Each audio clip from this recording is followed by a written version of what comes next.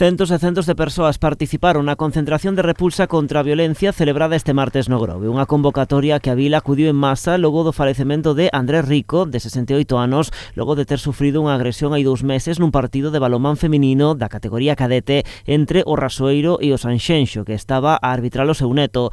Foi agredido por un seareiro do Rasoeiro logo de pedirlle que deixase de insultar ao árbitro. Era un home pacífico, non se metía con nadie, era o home máis tranquilo, paseaba por toda a calle 14, por aí, e xa digo, foi unha pena moi grande e o pueblo sinteuno.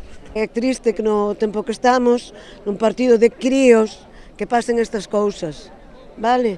Que che salga un familiar da casa, sano, e que agora que aparezca así, isto non hai dereito, ten que facer xusticia. Que a día de hoxe pase un acto de violencia desta escala, pois deixa moito que desexar e que quizá todos temos moito que aprender. A Corporación Meca ao completo encabezou un minuto de silencio que se sumaron tamén o alcalde de Sanxenxo e varios concelleiros, porque os feitos tiveron lugar naquel municipio. O alcalde do Grove, familiar próximo da víctima, agradeceu a resposta masiva da veciñanza e convidou a toda a sociedade a reflexionar sobre o acontecido. Creo que es el momento de abrir una reflexión conjunta a la sociedad en el término de qué sociedad estamos construyendo si alguien no puede ir libremente a un partido de balonmano un domingo por la mañana sin que acabe como acaba Banderas.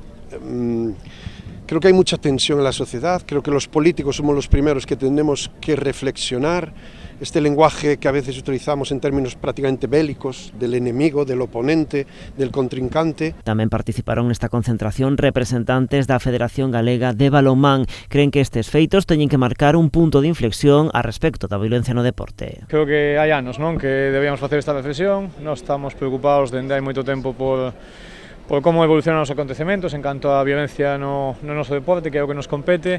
E, bueno, que é moi triste case que chegaba a este punto para pedir esta reflexión. E, bueno, creo que chegamos a un punto de inflexión que non pode seguir igual, non? Ao final non cabe outra que pararnos, pensar, ver hacia onde queremos ir. E din que xa levan tempo tomando medidas, en especial logo do acontecido en Vilalonga o pasado 15 de decembro. Con todo, explican que as actitudes violentas están a ser unha constante no deporte. Estas actitudes levamos tempo véndoas e denunciándoas. Entón, claro, a desgracia é que cheguemos a este punto como tema de Andrés. Estamos facendo todo o posible e levamos tempo tamén loitando e facendo moito por erradicar. O Grove viviu hoxe a primeira das 3 xornadas de loito decretadas no municipio. Na Casa do Concello, no Corgo, as bandeiras ondean a media asta, mentres que na tenda de deportes que rexentaba a víctima na céntrica rúa Castelao, a fachada encheuse de flores para lembrar a Andrés, traídas ata aquí por veciños e amigos que aínda non dan creto a este terrible desenlace.